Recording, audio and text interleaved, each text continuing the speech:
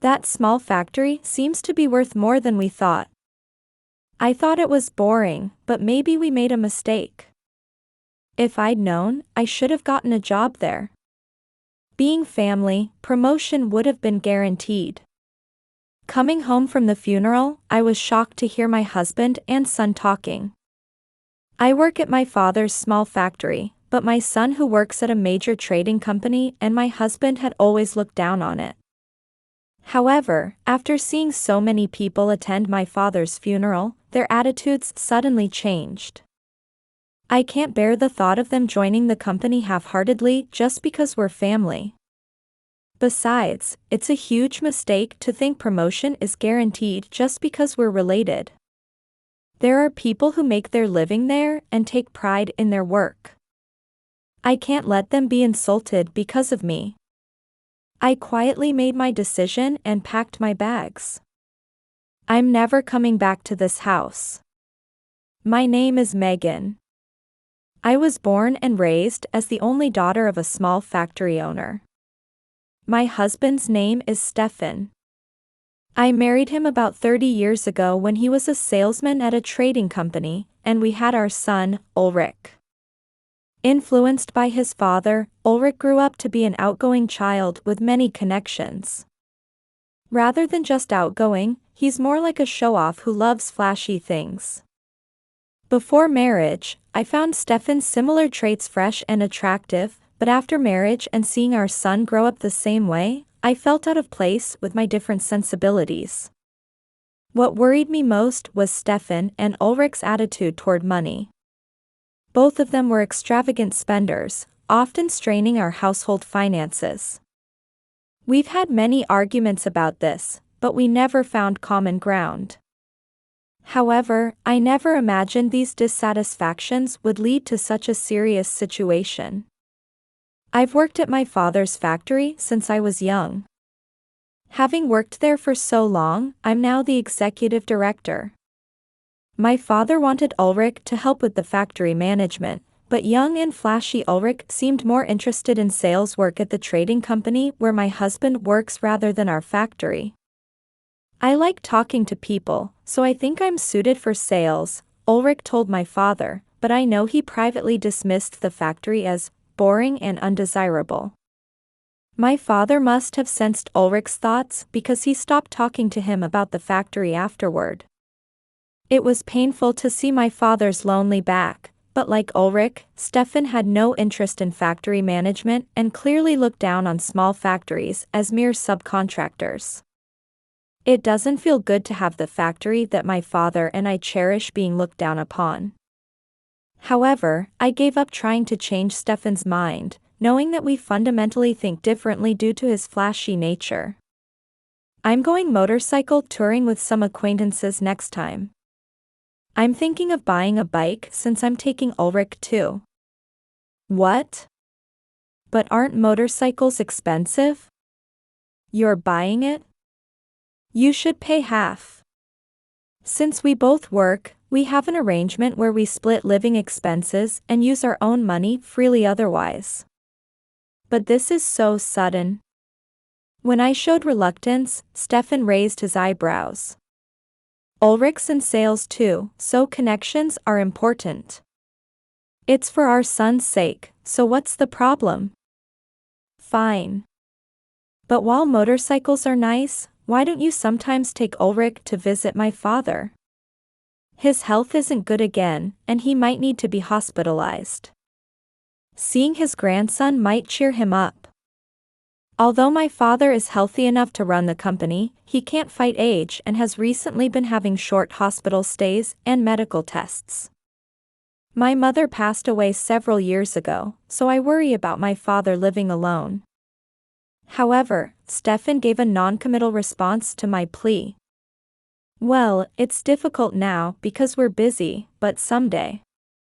Recently, Stefan becomes irritable whenever I point something out. This time too, he immediately frowned at me. When I said, "I'm talking about Ulrich, not you," he shouted, "Shut up. I talk business with Ulrich, so I know he's busy. We're both in sales. I need to pass on my expertise to him. I've recently started to think they both just want to fool around. Stefan has always been away from home claiming work socializing, and I've practically raised our child alone. Perhaps influenced by seeing his father, Ulrich sometimes makes outdated remarks like, "That's just how men are." With this personality, I worry whether my son will ever be able to marry.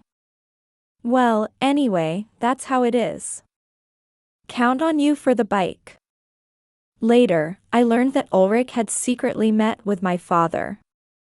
Ulrich suddenly came to the house. I wondered what was up, and he asked for money. Said he wanted to buy a motorcycle helmet. When my father mentioned this during casual conversation, I held my head in my hands. Oh no. Stefan told me to pay half for Ulrich's motorcycle. Well, he's my precious grandson, so I gave him the money. Like most grandparents, my father is soft on his grandson. However, that indulgence seemed to be reaching its limit as he watched Ulrich's selfishness grow with age. Even I, though he's my son, am fed up with his selfishness. And the same goes for Stefan, whom I supposedly married for love. Stefan never helped with housework or childcare, always going out claiming it was for work. Back then, my mother was still alive and my workplace was understanding, so we managed somehow, but now I feel my love growing cold. Megan, sorry, but I need to be hospitalized again. Please take care of the company. Yes, I understand. To be honest, I'm starting to think about divorcing Stefan. As for the factory, I can't entrust it to Ulrich, and he probably doesn't want to inherit it anyway. It would be better to groom someone unrelated by blood to take over. I'll discuss this with my father after he's discharged. He'll surely agree. After my father was hospitalized, my days became hectic with work and caregiving. At work, everyone cooperated to keep things running somehow. It's busy, but I can manage when I think about being able to hold my head high when father returns. The problem is caregiving. As usual, Stefan and Ulrich make excuses about being busy with work and never visit the hospital. Ever since I scolded Ulrich for begging my father for pocket money, he seems to be sulking. Stefan sides with Ulrich. It brings me to tears that these grown men only visit my father to beg for pocket money. Did I raise him wrong? Megan, don't say that. You did your best. Don't worry too much. Being consoled by my hospitalized father, weakened in body and spirit, makes me feel deeply respectful of him. I felt strong dissatisfaction that Stefan and Ulrich didn't respect my father. I might not be able to leave the hospital this time. Father. Don't say such things. My voice was almost a scream. I had vaguely prepared myself. Besides, the company can run without my father. This is thanks to him allocating work with this situation in mind. I'm getting old. I've made preparations and I'm ready. I'm leaving the company to you. Even if I could leave the hospital, I'm going to retire. I was speechless. My father had worked on the front lines for so many years. And as he declared, he never left the hospital. My father passed away a month later. It was a peaceful end. I felt like I'd lost my only ally in this world, and I clung to my father and cried for a while. But I can't just stand still. I have things I need to do. Everyone at the company is cooperating. The problem, naturally, was Stefan and Ulrich. My father-in-law passed away? That's too bad. Looking at their seemingly sorry faces, I thought, you didn't even visit him in the hospital. I swallowed my words and proceeded with the funeral arrangements. Why do we need to arrange such a big funeral hall? Family only should be fine. Let's just see him off ourselves. People from the company and business partners will come too. We can't do that. You both always talk about how important business connections are. When I showed them the plan I discussed with the funeral director, Stefan and Ulrich objected. It's laughable that people who never visited him in the hospital are expressing opinions. They probably just don't want to pay. It's really annoying how they're like this even though it's not their money. He was just the president of a small factory, right? No way enough people will come to need such a funeral hall. Yeah. Why put on airs for such a shabby factory? What did you say? When I raised my eyebrows, Ulrich seemed to realize his slip and awkwardly looked away. I knew they looked down on the factory, but this was the first time they'd clearly called it shabby. Even though he grew up on money from that shabby factory and was still getting pocket money at age 25. Really, how did he end up growing into someone like this? Anyway, I oppose this. Such a large-scale funeral isn't necessary. What would you know about the company? I'm a salesman at a major trading company. I've attended more of these occasions than you. I know better than you. It was clear that Stefan also looked down on the factory. He glared at me grumpily. Even if you run short on money, I won't help at all. It's your fault for putting on airs. After making me pay for motorcycles, golf, and other things claiming they were necessary for work, I'm amazed he can say this. How many times had he asked for my cooperation for his work success? The money I've given bit by bit has added up to quite a sum by now. Enough for another funeral of the scale he's objecting to. Don't worry, the company will handle the funeral, and if anything comes up, I'll pay for it myself. Do what you want. You always told me to stop wasting money, but now you're spending it on something like this. Ulrich seemed unhappy even about me paying. Does he think his parents' money is his money? Your grandfather was the president. This isn't a waste of money. Ulrich. It's useless to say anything more. Let's go. That's what I want to say. Ulrich and Stefan glared at me resentfully before leaving. They'll probably go play somewhere again, claiming it's for work.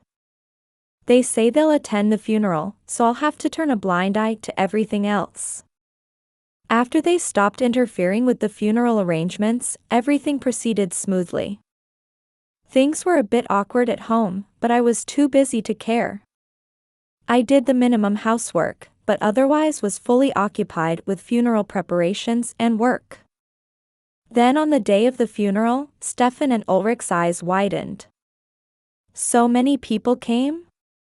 Even politicians and celebrities are here. Isn't that my company's president? The funeral hall I arranged was filled with people. It seemed unexpected for the two who had looked down on my father's company. Stefan hurriedly went to greet his company's president when he spotted him. President, thank you for attending. Ah, my condolences. I'm saddened to lose such a valuable person. You're too kind. As Stefan bowed, the president ended the conversation and walked toward me. Stefan watched his back with a surprised expression. It must be hard losing your father. Will you be taking over the factory? Until I see father's will, I can't say for sure, but that's my intention. I see. As executive director, you'll be fine. We'll support you. Your father helped us greatly. Stefan and Ulrich seemed puzzled why the president of a major trading company would speak as an equal with the executive director of a small factory. However, as soon as I mentioned my father's will, their expressions changed. With an ominous feeling, I spent time sharing memories of my father with the funeral attendees. After the funeral, I was busy with cleanup. Ulrich and Stefan hurried home first. Since only I had been involved in the preparations from the start, this was natural, but I felt strangely drained. There's still a lot to do, so thank you for your help tomorrow too. After thanking the employees who helped, I left the funeral hall. The cleanup finished earlier than planned, so I headed home thinking I could finally rest properly. I said I'm home but got no response. I thought they might still be sulking about the funeral, but the conversation I heard from the living room seemed strange. I listened to see what was going on. Ulrich and Stefan were talking excitedly. That small factory seems to be worth more than we thought. I thought it was boring, but maybe we made a mistake. If I'd known, I should have gotten a job there. Being family, promotion would have been guaranteed. As their words became clearly audible, I was speechless. I can't bear the thought of them joining the company we've desperately protected just for fun. Besides, it's a huge mistake to think promotion is guaranteed just because we're family. That's why Mom became executive director, because she's family. The employees would surely prefer a male president. My body trembled with anger at their words that insulted both me and the company. Taking maternity and childcare leave and getting promoted, what a sweet deal. Men can't get promoted even working themselves to death without taking such breaks. Maternity and childcare leave aren't the kind of breaks they think. It's like working a different job while away from the company. I keenly felt the failure in my child rearing. To think Ulrich had grown into someone with such a narrow, outdated mindset. Moreover, he looks down on and even mocks his own mother. Well, it's not too late. Ulrich, why don't you say you'll help your mother and change jobs? It'll all be yours soon anyway. Ulrich turning out this way is largely Stefan's influence. My husband never helped with childcare or housework, but when he felt like it, he wanted to let our son do expensive activities. That hasn't changed since Ulrich was a child. That's right. Next president sounds good. I'll talk to Mom. Stefan and Ulrich's fulfilling lives are built on my sacrifices. Words I tried not to think about took clear form in my mind at that moment. At this rate, I'll continue to be trampled by them. Moreover, they were about to carelessly trample the factory and company that I, my parents, and the employees had desperately protected. There are many people who make their living and find fulfillment in their work at that company. I can't let my misjudgment harm the employees. I quietly made my decision and walked past the living room where my husband and son were chatting. Thanks to preparations for the funeral that included overnight stays, my bags were already somewhat packed. Perhaps because I'd been thinking about divorce deep down. The bags were ready to go at any moment. And so I left the house. Stefan and Ulrich didn't even notice. I got into my car without looking back. It was perfect timing to return to my parents' home where my father had lived alone. I couldn't bear to sell it, and it's plenty spacious. It might be too big for one person, but since my father was like a face of this town, many people around here would regret if I sold the house. I'd been staying here when my father's condition was bad anyway, so preparations for me to live here were already complete. I mailed divorce papers to my husband. The day after I left home, I received countless calls from Stefan. Megan. Where are you now? I couldn't help but frown at the sudden loud voice on the phone. Where? At my parents' house. Haven't the divorce papers arrived yet? Divorce papers. What's going on? I haven't heard anything about this. Stefan was clearly flustered. He must be troubled about losing his cash cow. I let out an exaggerated sigh. The difference in our sense of money has become impossible to overlook lately. Ulrich's grown up now, so it's fine. You two men can enjoy yourselves. No, let's talk about this. I'll fix what's wrong. Unlike usual, he didn't shout in anger. Perhaps because he thinks of me as a cash cow, he's trying to forcibly curry favor. And Ulrich is the same. Mom, suddenly leaving is too much. Come back home. We're parent and child, right? Let's talk. Ulrich, you're 25 now. You should be able to manage without your mother. Become independent. My independence and Mom leaving home are different issues. It's sad for family to split up, regardless of independence. He too was uncharacteristically meek, unlike his usual arrogant attitude. Even though they always left everything about the house to me while they went out playing. On top of that, they looked down on my workplace and me, acting as if they were superior. Now they suddenly flip and talk about being sad and family and wanting to talk. What are they saying at this point? When I think about how they're looking at my father's company behind their changed attitudes, it makes me sick. However, I'm living at my parents' house. They know the address, so if I stubbornly refuse here, they'll just show up. After thinking a bit, I decided to talk with them once. All right. But I want a divorce. Remember that. Okay. Let's just talk first. Stefan and Ulrich are underestimating me. They're probably full of themselves about being good at sales and think they can easily persuade someone like me once we meet in person. They can think that way for now. I'm completely fed up with them. I started preparing for the meeting to cut ties with them completely. The meeting was held 3 days later. They unusually wanted to meet right away, though they normally make excuses about being busy with work and leave the house. I wanted about a week to prepare, but Stefan and Ulrich wouldn't allow it. They probably planned to team up and persuade me. They must have thought that if they waited a week, I would become too wise to their tactics. Indeed, that's what I had planned. However, if they cut off my means of fighting back alone, I'll consider other options.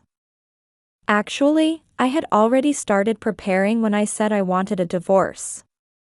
Moving up the schedule slightly wasn't any inconvenience to me. I brought a lawyer, I said. I brought the lawyer who often helps us with company matters. He's the most famous in the area and known for being strong in divorce cases. Stefan and Ulrich seemed to cower at the mention of a lawyer. Hey, this isn't peaceful. Bringing a lawyer to a family discussion, aren't you being a bit confrontational? Their forced laughter was pathetic. Their voices were trembling, they probably had far less composure than expected. I told you, didn't I? I want a divorce. If you won't agree to it, this much is normal. Mom, do you want to cut ties with us that badly? Ulrich looked at me with a sad face.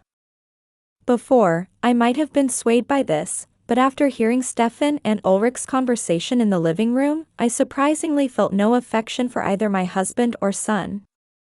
Yes.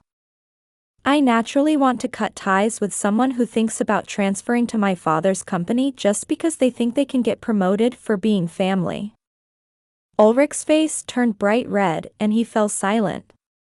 He probably never thought I had heard that day's conversation. They're quite naive not to have suspected anything even though I left that very day. You. Why did you? Oh. You were so absorbed in talking that you didn't notice I had come home.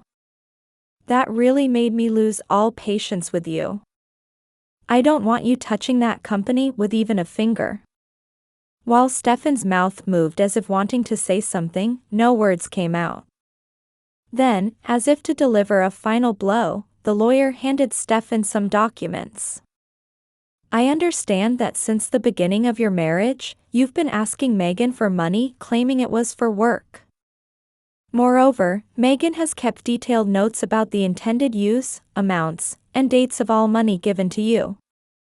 We would like you to return this total amount. If you agree to this, she won't demand any consolation money. What? Stefan snatched the documents and stared at them intently. It's almost the same amount as the funeral costs he so vehemently objected to. But this. That's right. This includes money for Ulrich too. Isn't this child support? His desperate excuse is exasperating. He's truly greedy when it comes to money. There's no way money after he became an adult and got a job could be child support. Though I was going to say that, I've actually excluded the money that was supposedly for Ulrich. Even so, this is the amount. Stefan glared at the documents with a pale face. He seemed to want to say it was unbelievable. Apparently, he doesn't accurately remember how much money he spent on what. Since long ago, you always wanted to buy expensive things like shoes, suits, and watches, saying it was for sales work. Every time, you begged me for money saying it was for work. I told you I was just lending it, remember? But, we're married, so cooperating is natural. I don't remember you ever cooperating with me. Stefan always left housework and childcare entirely to me. Unfortunately, there are no witnesses, so demanding consolation money for that would be difficult. I gave up on consolation money because I don't want to have a long legal battle with this person.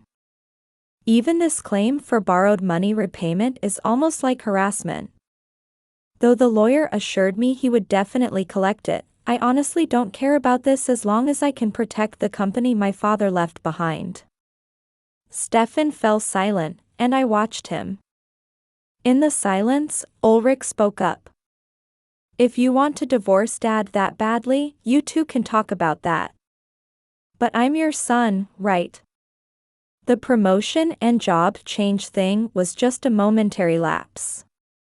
I'll change my ways and work hard, so please forgive me. Those words themselves prove he hasn't changed his ways, but does he realize that? Stefan, feeling betrayed, was looking around wildly. Ulrich. You're abandoning me. With such debt, of course Mom would get fed up. I'm Mom's son. Even if she wants to cut ties, she can't. It seems he decided to abandon his father and curry favor with me, probably thinking about inheritance and such. Like his father, he's shameless to the end.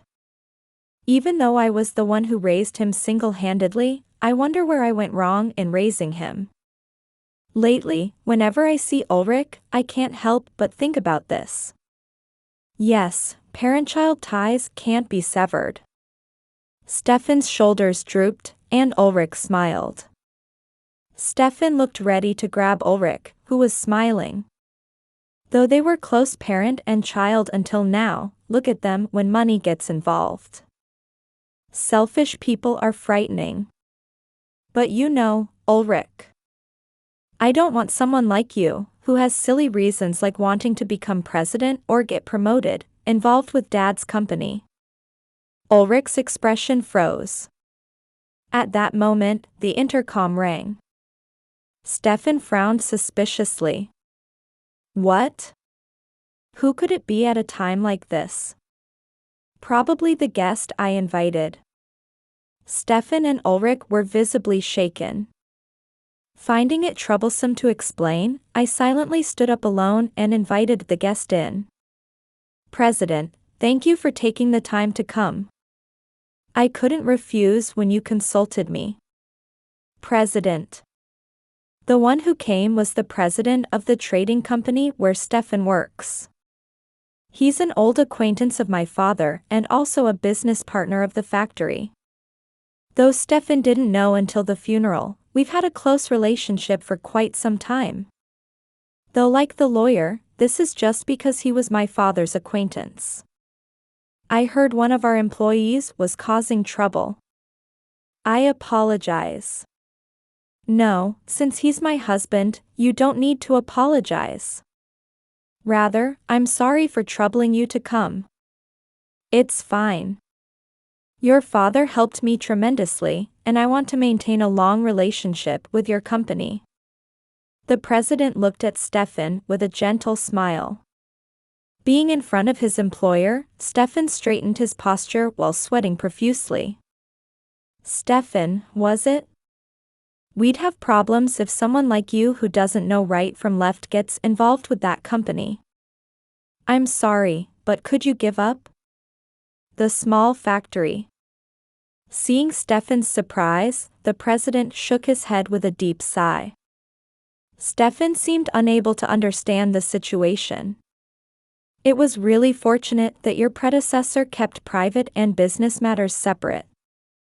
Though because of that, Megan ended up marrying someone like you. It was lucky for us that our business wasn't terminated despite your rudeness. What do you mean? Ah, your son is in the sales department at Ravenwood Trading, right?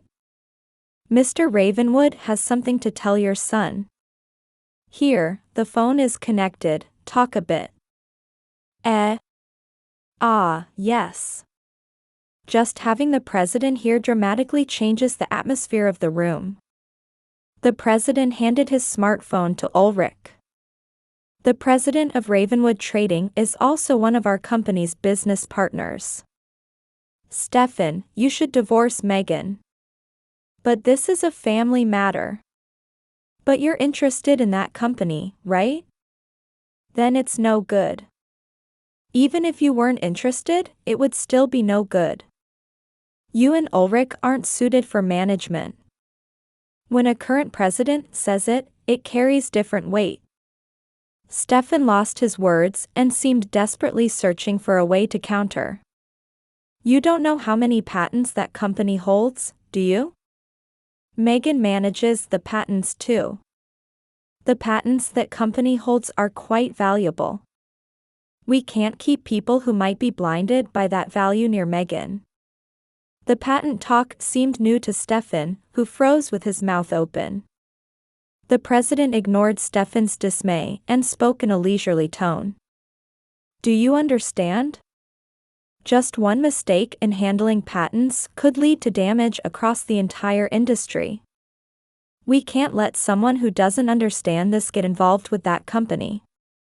Ulrich was probably being told the same thing by Mr. Ravenwood. Looking at Stefan, who was still trying to argue, the president declared, if you don't want to end up on the streets, stop being greedy. It's essentially saying he'll crush them if they try to get more involved. The president is in a position to do that. Moreover, thinking of the faces of those who attended Father's funeral, if all those company presidents, lawyers, politicians, and famous people think the same as the president, Stefan and Ulrich would be blown away like paper in the wind and rain. I understand, Stefan said weakly, hanging his head. He must have imagined his own fate in such a situation. Ulrich also promised, like Stefan, not to get involved with me anymore. Afterward, I successfully divorced and got back the money I had lent to Stefan. Stefan and Ulrich were both demoted due to this incident and forced to relocate. Stefan was transferred south and Ulrich west, to distant locations. Moreover, they were given dead-end positions with much lower salaries, and promotion is no longer possible. It's worrying to leave him unchecked, so we plan to keep employing him. Mr. Ravenwood has the same intention. While feeling an unfathomable fear at the president's words, I gratefully accept his help since it saves me. I intend to repay this debt by supporting the company my father left behind. Free from Stefan and Ulrich, I'm immersed in my work and living a fulfilling life every day. The small factory my parents left behind is my life's purpose. With the president's words in my heart, I continue working hard today.